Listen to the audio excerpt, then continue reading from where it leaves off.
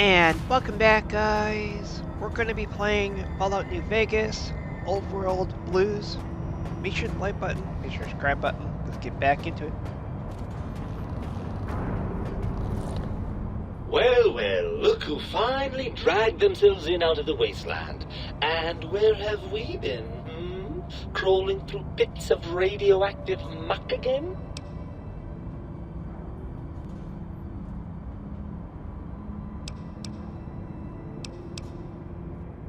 Ah, lovely. Figured that out, have we?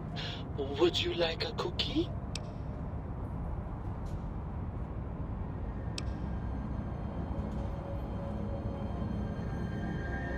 Yes, well, believe me, the opposite is equally true. Good Lord, have you bathed at all since they pulled me out of you?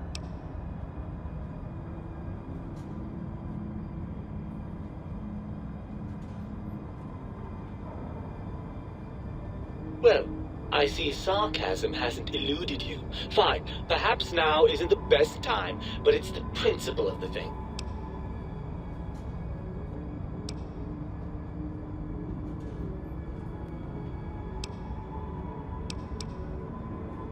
Well, that's a fine how do you do. Me, quote, dick, unquote, as if I'm the one responsible for the way you carry on gadding about the wastes. I'm not the one that makes us clamber around Technus-infested ancient vaults or go charging off to New Vegas on missions of ill-conceived revenge. And have we forgotten who got us shot in the head and buried in a shallow grave? Do you think I enjoy that little moment?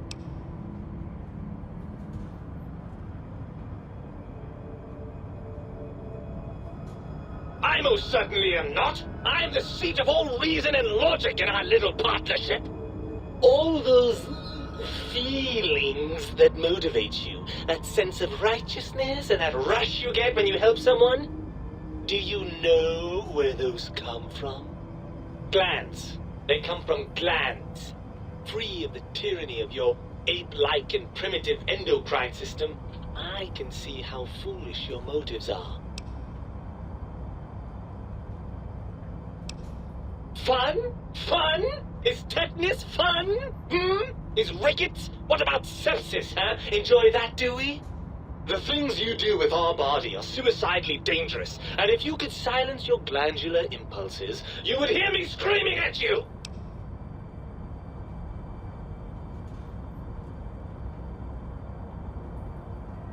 I'm not going to lie to you. The prospect is definitely not that appealing. Look at it from my perspective. Here I have peace, quiet, and safety. Well, barring the odd rogue scorpion. In your head, I've got poison, radiation, grisly injuries, and biological functions.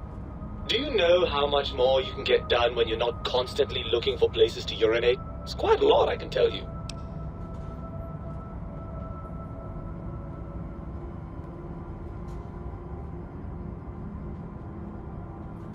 Overrated biological feedback. Believe me, you only feel that way because you've got all that meat. Oozing hormones.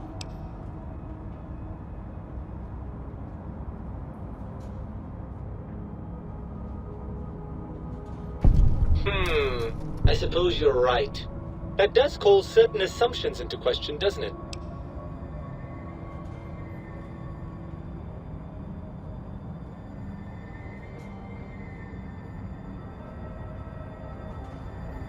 Indeed, quite the conundrum. How do you suppose we resolve it?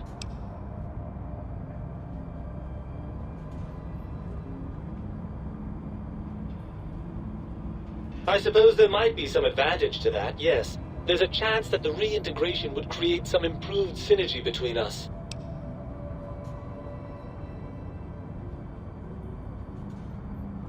Well, I suppose you've convinced me well enough. I'll rejoin your body if that's your final decision. Unfortunately, before we get to that stage of the proceedings, we have a problem. Even if I could settle myself back in your skull and reconnect all those pesky nerve endings, Dr. Mobius doesn't have the tools here. We would have to make use of Dr. Klein's lab, and I rather doubt the brains are inclined to share.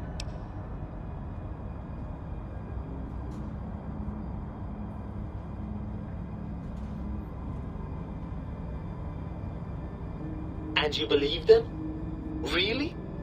I know you were recently deprived of my fabulous advice, but... Really? Once I'm delivered into their clutches, they'll find a way past the radar fence and the whole Mojave will be their playground. And that is assuming, of course, that one of them doesn't take a fancy to our body and decide to slip his own brain into it instead.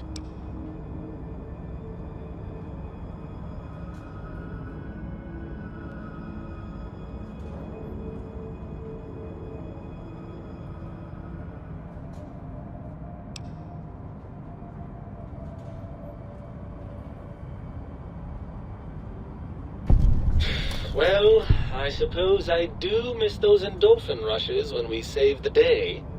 All right, what's the plan?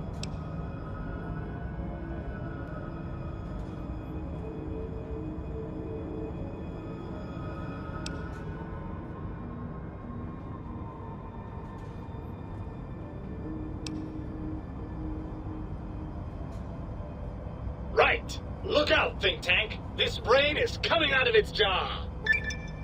I suppose now that we're reunited, you'll want to fill your torso up with those other meaty parts the think tank took from us. Personally, I think your upgrades are quite a bit better. But now that I'm with you, the Sync's autodock can plug them back in no problem. Right then, off we go. Clyde will be in for a nasty shock when he realizes the pacification field won't work on a mind and body reunited.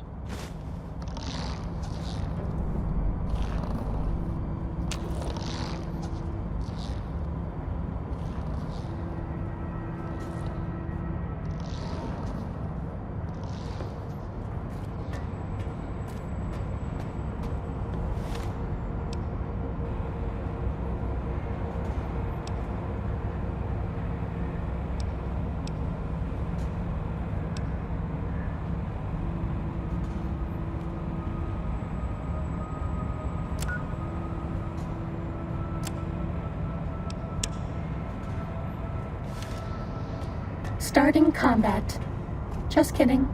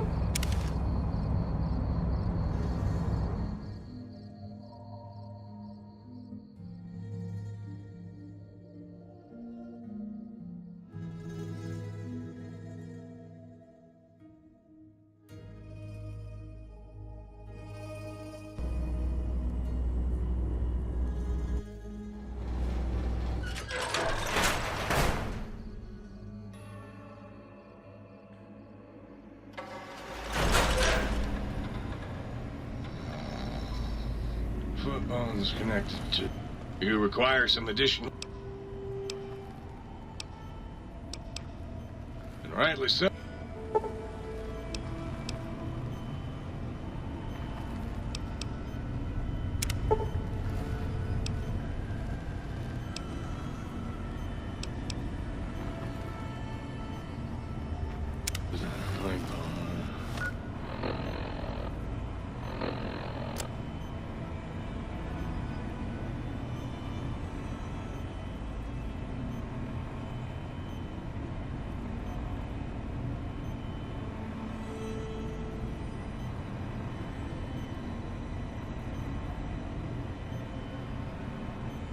pipe on. You require some additional...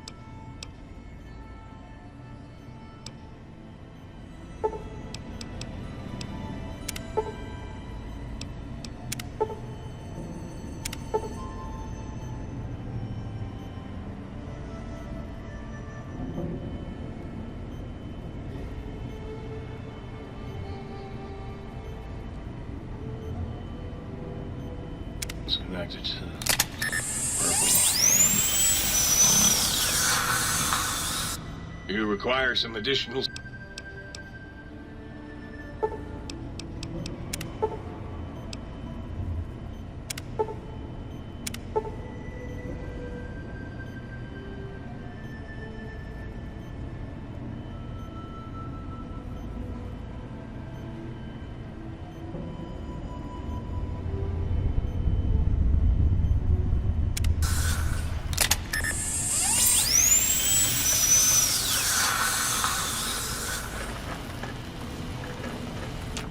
Oh, please, please! Yup. Oh, sweet, sweet!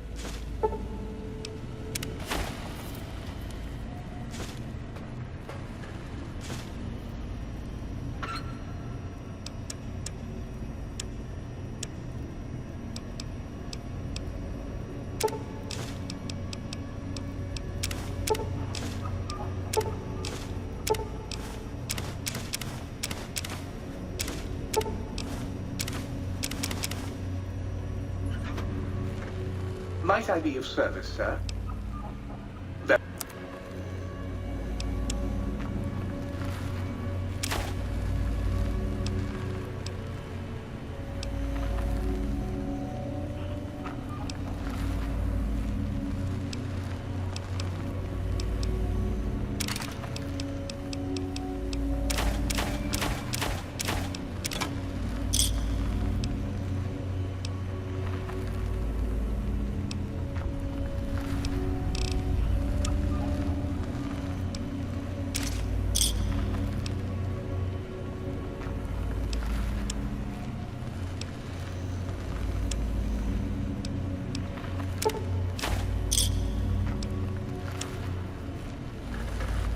Might I be of service, sir?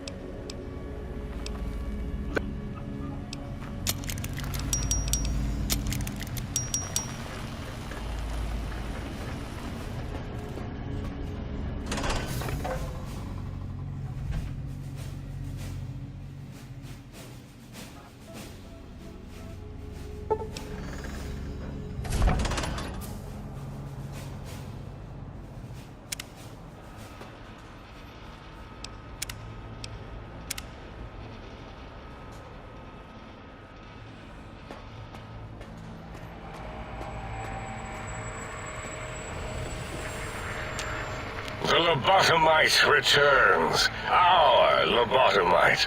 Has Dr. Mobius been denominated into scrap?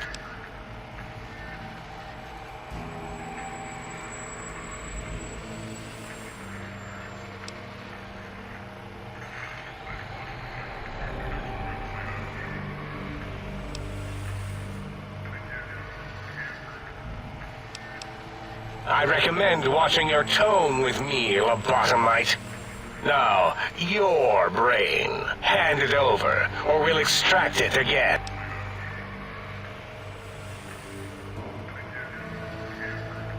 And what could we possibly have to speak about? You have the brain, we have the technology. All you must do is surrender.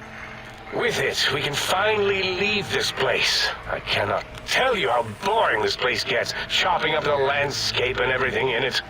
And we have so many questions to ask your brain first. About this Mojave place.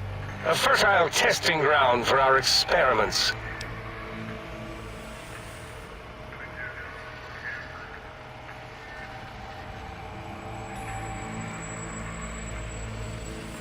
That is the most insane thing I've ever heard. There's no way Mobius would condescend to step inside you.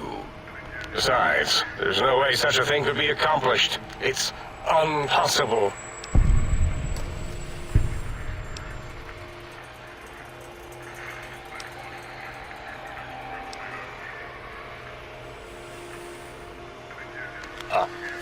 fight? I've never been in a fight. What do I... Colleagues! Think tank! Alert! Alert! We are under attack! Time to fight. How do you fire this thing?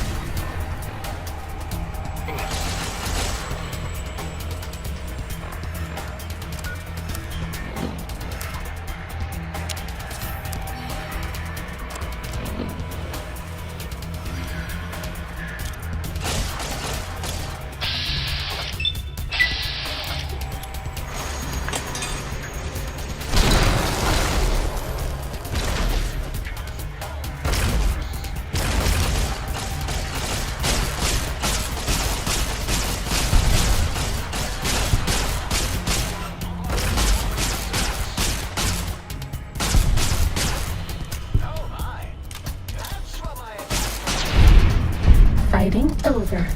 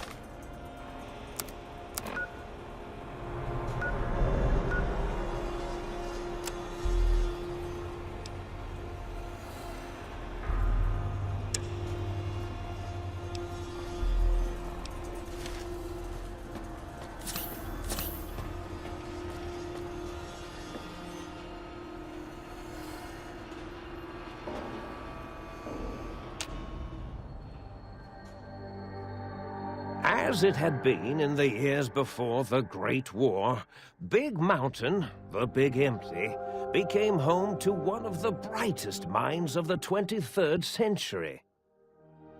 The courier watched over the Big Empty for years to come, caring for it and keeping its discoveries safe until they were needed to help others. Which had always been Big Mountain's purpose. Past the laboratories and science, it had always been intended as a place to build the future of all mankind. The Sync Central Intelligence Unit was impressed by the amount of exploration the courier had undertaken. Facilities believed lost, destroyed, or ones that had simply gotten up and walked to new locations had been rediscovered by its intrepid new master. Internally, the artificial personality debated as to whether it preferred the old management to the new, and concluded that the courier's thorough approach to research and investigation was admirable and worthy of its respect. Dr. Mobius continued his research undisturbed in the Forbidden Zone. As much as he had attempted to create better scorpions, he tried the same with humanity, with considerably less success. These failures didn't bother him overmuch. Once the rush of mentats wore off, he forgot he had failed in any event. After all, the bright young mind who had come to visit him in the Forbidden Zone had already exceeded his expectations. The Sync atop the dome bustled with the voices of a small town, constantly chirping, arguing, and snarling at each other. Still, this all happened productively in the interests of its new owner. The Sync Central Intelligence Unit discovered, despite its inversion code, it was comforted by the sense of community the other personalities gave it. The biological research station, obsessed with seeding everything in sight, requested a transfer to the X-22 Botanical Garden, so that it might, in its own words, sensually fertilize the garden's smooth smooth contours. The garden sent back a polite refusal, saying it had prior commitments with a vault it had helped infect before the war.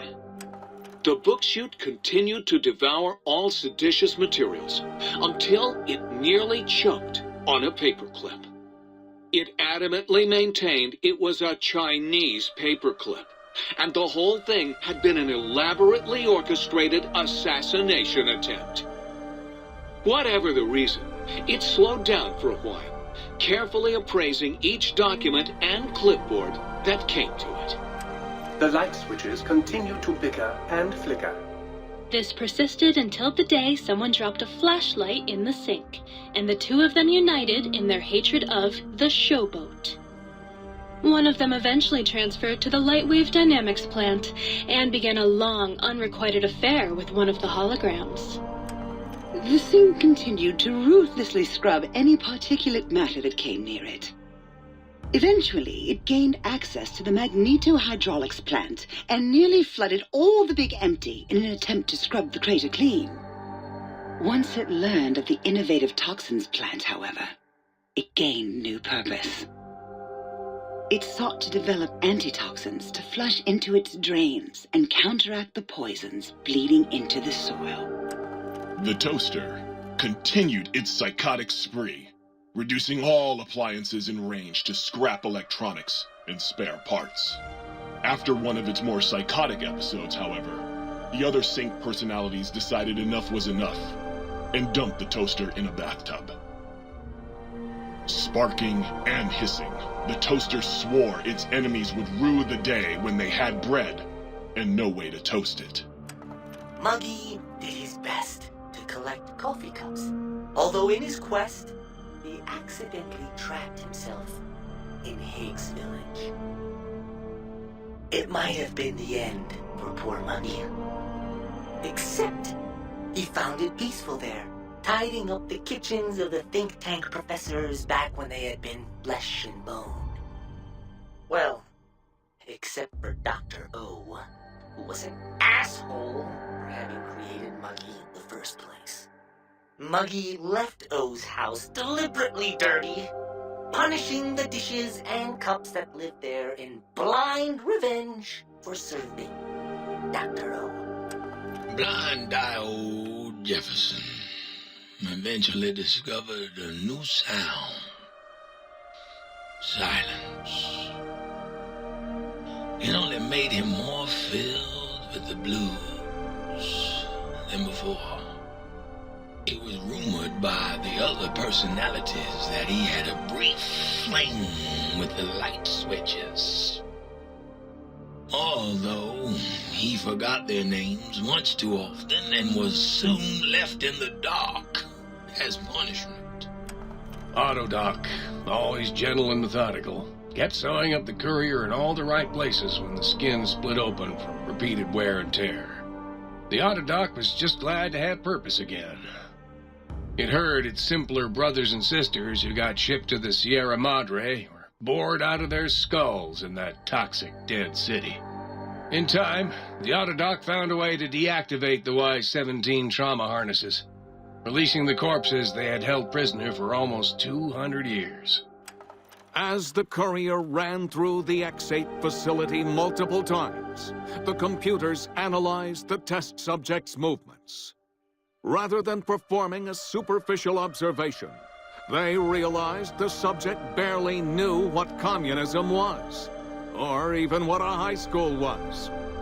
This confused them for a time, until the facility finally realized that its research had succeeded. So it let its cyber dogs out into the wastes to help protect small communities from physical aggression rather than communist propaganda. The infiltration program in X-13 felt spent, having repeatedly upgraded the stealth suit until it could upgrade it no more. It felt warm, fulfilled, and a bit sluggish. It realized not long after, the stealth suit had left it without so much as a note on the nightstand. So the infiltration program sent out robo-brains into the wastes, looking for its wayward technology. It eventually found Repcon HQ and set up a new research center, testing and murdering fiends who kept breaking into the facility.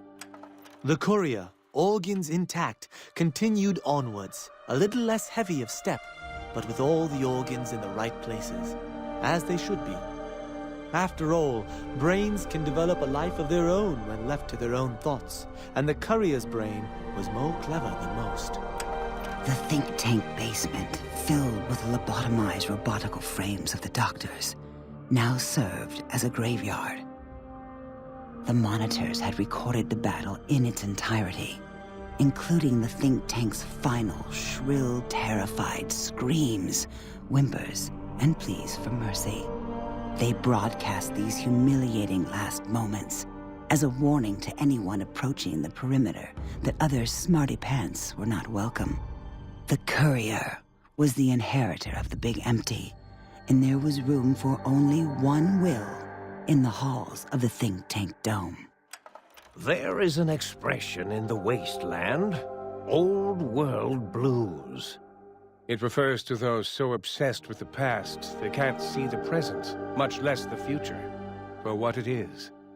They stare into the what was, eyes like pilot lights, guttering and spent, as the realities of their world continue on around them. Science is a long, steady progression into the future. What may seem a sudden event often isn't felt for years, even centuries to come. In the times following the Second Battle of Hoover Dam, however, old world blues took on a new meaning. Where once it was viewed as a form of sadness, nostalgia, it became an expression describing the potential for the future. It can be easy to see science as evil, technology unchecked as the source of all ills, all misfortunes. With the courier at the helm, science became a beacon for the future. There was old world blues, and new world hope.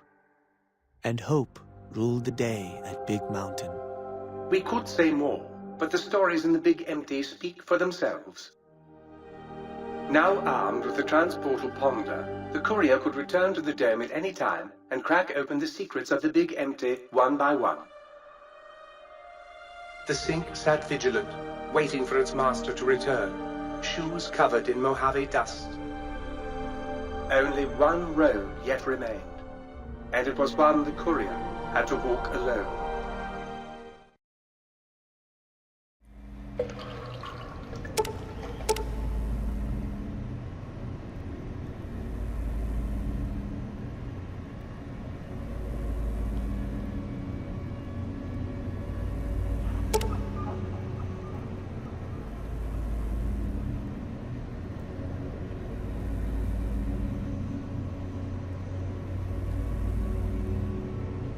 Alrighty, I'll see you guys next video.